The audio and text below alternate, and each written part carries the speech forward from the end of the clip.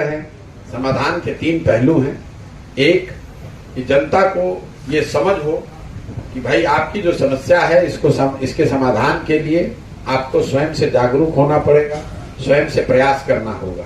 ऐसा नहीं हो सकता है कि आपकी समस्या शिक्षा की है और वोट आप पुलवामा के आधार पर देंगे और सोचेंगे कि शिक्षा सुधर जाए। तो पहला जो इसका मेन मूल सुधारने का ये है कि लोग समझें और अपनी समस्याओं और अपने बच्चों के भविष्य से जुड़ी हुई मुद्दों पर वोट करें, जनप्रतिनिधियों का चुनाव करें। समस्या का पहला समाधान ये है।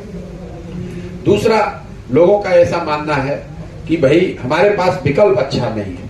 तो अगर जनता ये समझ भी जाए तो उनके सामने सही लोगों का विकल्प होना चाहिए। तो दूसरा समाधान जो हम लोग बता रहे हैं कि आप समाज से सही लोगों को ढूंढ कर निकालें, ताकि विकल्प के अभाव में आपको गलत आदमी को मजबूरी में या बंधुआ मजदूर बनकर किसी को वोट न देना पड़े।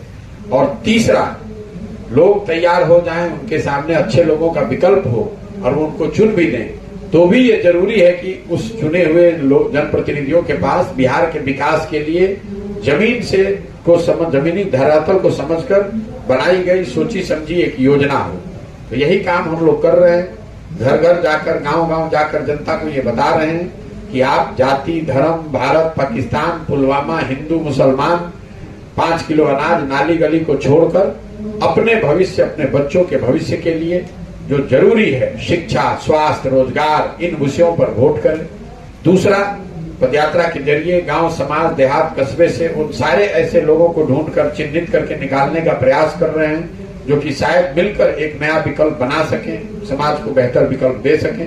और तीसरा जो पदयात्रा में हम लोग कर रहे हैं कि बिहार का और बिहार के हर पंचायत का वहां की स्थिति को समझकर, वहां की समस्याओं को देखकर, वहां के लोगों की सलाह से आने वाले 10 वर्षों में उस पंचायत का विकास कैसे हो, उस पंचायत में शिक्षा व्यवस्था को कैसे सुधारा जाए, उस पंचायत में खेती किसानी करने वाले लोगों की आमदनी कैसे बढ़ाई जाए, उस पंचायत में 500 से 1000 नए रोजगार के अवसर कैसे पैदा किए जाए, इस योजना को बनाया जाए।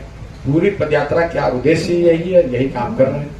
प्रशांत किशोर की क्या समझ बनी है शराबबंदी को लेकर? ये भी बिहार के परिप्रेक्ष्य में बहुत बड़ी विकराल समस्या है, लोग मर रहे हैं। शराबबंदी के लिए मुझे जमीन पर आकर पदयात्रा करने की जरूरत ही नहीं है। शराबबंदी को लेकर मैंने पदयात्रा से पहले ही स्टांस अपना क्लियर कर दिया है। मैं एकमात्र व्यक्ति यहाँ हूँ जो राजनीतिक क्षेत्र में है, जो कि खुले मन से, खुले तरीके से हर दिन ये कह रहा है कि शराबबंदी बिल्कुल रेट्रोग्रेड मूव है, इसको हटाया जाना चाहिए। भाजपा के लोग जो कह रहे हैं कि शराबबंदी हटाया जाए, ये तो तब हटाने की भी नहीं कह रहे हैं। वो कह रहे हैं शराबबंदी से नुकसान हो रहा है। वो तब जब वो सत्ता में नहीं है। आरजेडी के लोग जब विपक्ष में थे तो इसके विरोध में थे, आज इसके पक्ष में है। मैं आपको पहले दिन से कह रहा हूं कि शराबबंदी बिहार के लिए कोई इसका फायदा नहीं, इसके सारे नुकसान है। और इसके लिए आपको गांव में जाने की जरूरत नहीं है, बिहार की स्थिति को समझने की जरूरत नहीं है।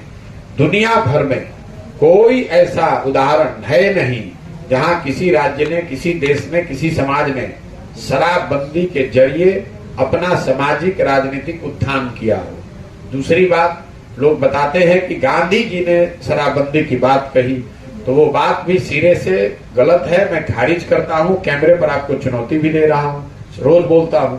अगर आपने गांधी को, किसी ने जो पढ़ा है, पढ़ने या समझने का दावा करता है, वो मुझे लाकर दिखा दे कि गांधी जी ने ये कहाँ कहा है कि सरकार को शराबबंदी लागू करना चाहिए। गांधी जी ने जीवन के कई वर्च्यूज की बात करी। उन्होंने ये कहा आप वेजिटेरियन होना अच्छा है।